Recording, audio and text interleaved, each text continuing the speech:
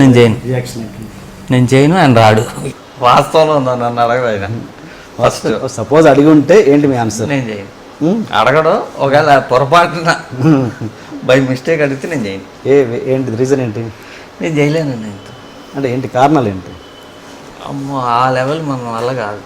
అంటే ఆ లెవెల్ అంటే దానికి అంటే అంత స్టార్స్ని మీరు డీల్ చేయరా, లేకపోతే చేయలేరా, లేకపోతే అంటే అంటే వాళ్ళకి ఒక ఆల్రెడీ ఒక డై ఉంటుంది, ఒక అచ్చి వేసేసి ఉంటారు. ఓకే. ఆ డైలో ఏముంటాయి అంటే ఇన్ని పాటలు ఉంటాయి, ఇన్ని ఫైట్లు ఉంటాయి, ఇటువంటి సీన్లు ఉండాలి, ఇంత కామెడీ ఉండాలని ఒక డై వేసేసి ఉంటారు. దాంట్లో ఇరికించాలి మనం. ఓకే. లేదు రీమేక్ తీసుకొచ్చి చేయాలి. అట్లా కుదరదు అసలు, నేను చేయలేను. నేను I'm a free spirit. Okay. నా ఆత్మ ఫ్రీగా ఉండాలి, ఏది చేయాలో అది నచ్చినట్టు చేయాలి, నచ్చకపోతే వదిలేయాలి. ఓకే. చిరంజీవి గారు వస్తున్నారు రంగం లేచి నుంచోవాలి, నేను అది వేరే మూడ్లో ఉంటా. నేను వస్తే ఎవరి నుంచో అక్కర్లా, నా ముందు సీరియల్ కాసినా నేను పట్టించుకోను. పెద్ద పెద్ద వాళ్ళు వస్తే వాళ్ళకి మర్యాద ఇవ్వాలి. మనం ఇవ్వకుండా ఏదో ఆలోచిస్తున్నామంటే వాళ్ళని ఇన్సల్ట్ చేసినట్టు. ఎందుకు చిరంజీవి గారితో మన సినిమా చేయడం ఎందుకు, వాళ్ళు బాధ పెడతామంటే పెద్ద నమస్తే. ఓకే. పోనీ అలా కంఫర్ట్గా ఫీల్ అయ్యే హీరో దొరికాడు అనుకోండి, ఏ మహేష్ బాబు అంటే ఏ ప్రభాస్ లాంటి. సపోజ్ మీకు ట్యూన్ అయిపోయి చేసే స్టార్ ఏమన్నా దొరికితే స్టార్తో చేసే ఉద్దేశం ఉందా అసలు? స్టార్స్ చేయలేమండి అసలు, నాలంటే చేయలేడు. వాళ్ళు కష్టం అది. ఇప్పుడు యాజ్ ఇట్ ఈస్గా నేనే దేడదమ్మకు టైప్. నేను వాళ్ళ తట్ట మ్యాచ్ కుదరదు, జరగదు. స్టార్స్తో కష్టం. ఒకవేళ స్టార్స్తో చేయాలనుకున్నా నేను మ్యాసివ్ హిట్ కొట్టి ఉండాలి. ఓకే. అదిరిపోయే కలెక్షన్లతో పెద్ద హిట్ కొట్టి ఉంటే అప్పుడు. అంటే ఇప్పుడు మీకు ట్యూన్ అయ్యే స్టార్ ఇప్పుడు తెలుగు ఇండస్ట్రీలో ఎవరు లేరా? అంటే మీరు ఓకే ఇదంతా అయితే నేను చేస్తాను. రజనీకాంత్ అయితే ఓకే అండి నాకు, కమల్ హాసన్ ఓకే, అమితాబ్ బచ్చన్ గారు okay, Mahesh Babu okay. Junior NTR అమ్మో నేను చేయలేను. అంత భయపడుతున్నారు? అమ్మో నా వల్ల. ఏంటి దాని ఎక్స్ప్రెషన్? బాలకృష్ణ గారు ఈజీ. ఎక్స్ప్రెషన్కి అర్థం ఏంటి? జూనియర్ ఎన్టీఆర్ అనగా భయపడ్డారు. వాళ్ళు వేరే డైలో ఉంటారు సార్, వాళ్ళంతా నా వల్ల కాదు అది. అంటే ఏ టైప్ ఇది చెప్పండి, పర్లేదు. ఇంకే డై అంటే అదే చెప్పే కదా, చిరంజీవి గారు వాళ్ళంతా ఒక డైలో ఉంటారు, అంటే ఒక స్టైల్ ఉంటుంది, ఆ ఫార్మాట్లో ఉంటారు, బయటికి రారు అసలు. మీరు చిరంజీవిని బాగా ఇష్టపడతారు నాకు తెలిసి కదా. మరి అలాంటి ఆయన వ్యక్తి గురించి ఇలా మాట్లాడుతున్నారంటే చిరంజీవి ఏం మాట్లాడుతున్నారు చెయ్యను అంటున్నారు కదా.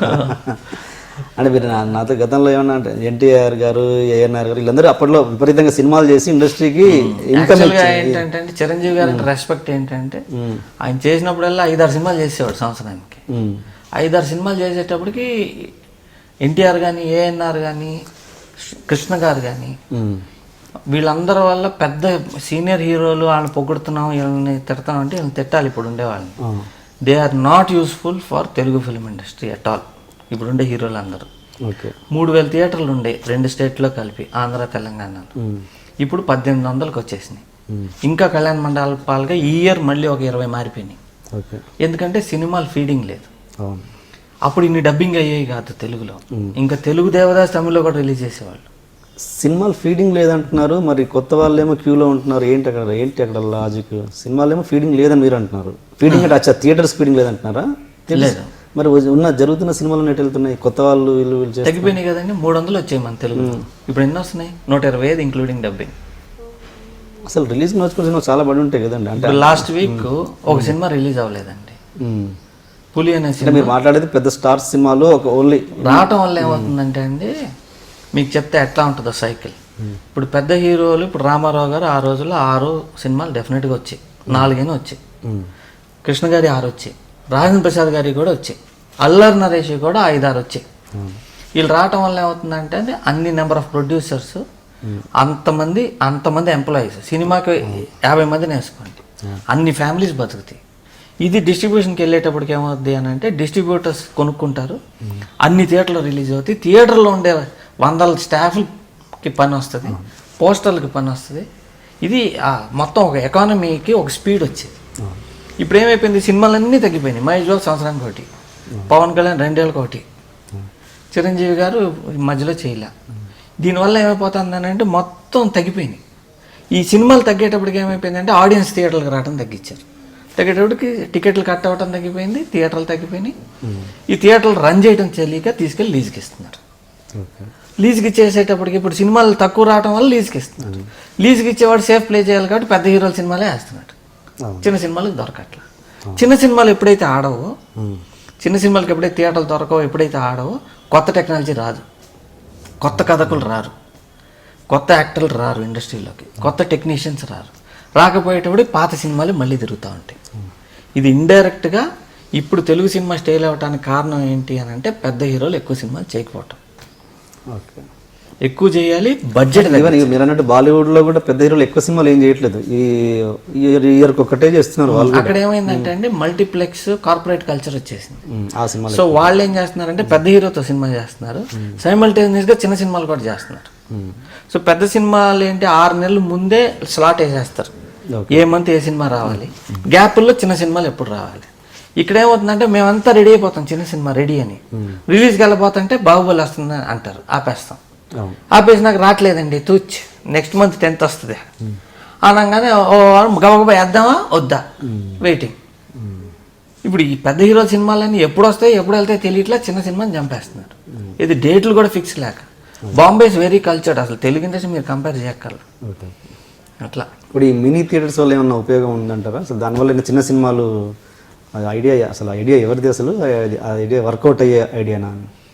చిన్న సినిమా చిన్న ఆడిట్ మినీ థియేటర్స్ అంతా సొంత ఐడియా అది. అసలు కొంతమంది సొంటలు కొత్త వాళ్ళకి పాపం థియేటర్స్ దొరకట్లేదు కదా, ఇలాంటివి కనీసం ఇలాంటి ఐడియా వస్తే దాంట్లోనే వీళ్ళు వేసుకుంటారు కదా. ఇంకా చచ్చిపోద్దండి సినిమా. ఎట్లా అంటే వీళ్ళు స్క్రీన్ చిన్నది చేస్తారు, చిన్న థియేటర్ అయ్యేటప్పుడు స్క్రీన్ చిన్నది అవుతుంది. స్క్రీన్ చిన్నది అయ్యేటప్పటికి మీ ఇంట్లో ఉండే టీవీ కంటే కొంచెం పెద్దది, దానికి ఎందుకు వెళ్ళటం, పైరసీ వచ్చినాకో ఎప్పుడో టీవీలో వేసినప్పుడే చూసుకోవచ్చు కదా, అంత చిన్న బొమ్మకి మేము ఎందుకు వెళ్ళాలి అనుకుంటాం. పెద్ద స్క్రీన్ వేసాడు అనుకోండి, ఆడిటోరియం పెద్ద అయిపోద్ది, వాడికి వర్కౌట్ కాదు.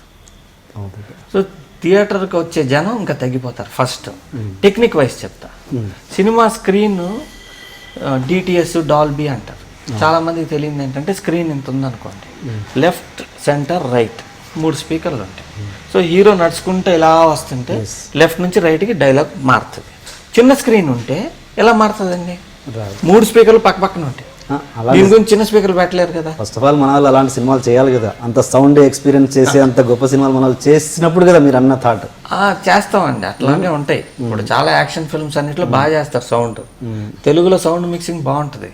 ఓకే, ఆ స్పాన్ ఉండదు, అన్ని పక్క పక్కన వచ్చేటప్పుడు సినిమాకి స్పాన్ పోతుంది. అసలు వరల్డ్ వైడ్ ఐమాక్స్ స్క్రీన్ పెద్ద సక్సెస్. ఓకే, ఐమాక్స్ స్క్రీన్ అంటే బిగ్ స్క్రీన్ బాగా సక్సెస్ అయింది.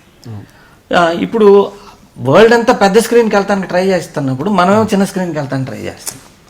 సినిమా ఎప్పుడు ఇలా చూడాలండి, పెద్ద బొమ్మ చూడాలి, ఇలా ఉండి చిన్న బొమ్మ చూడకూడదు, చూస్తే టీవీ అయిపోద్ది, ల్యాప్టాప్ అయిపోద్ది. ఇది కొంతమంది సొంటలు సినిమా గురించి తెలియక మినీ థియేటర్స్ అని మాట్లాడుతున్నారు. దానివల్ల సినిమా ఇండస్ట్రీకి పెద్ద హెల్ప్ ఏమి ఉండదు.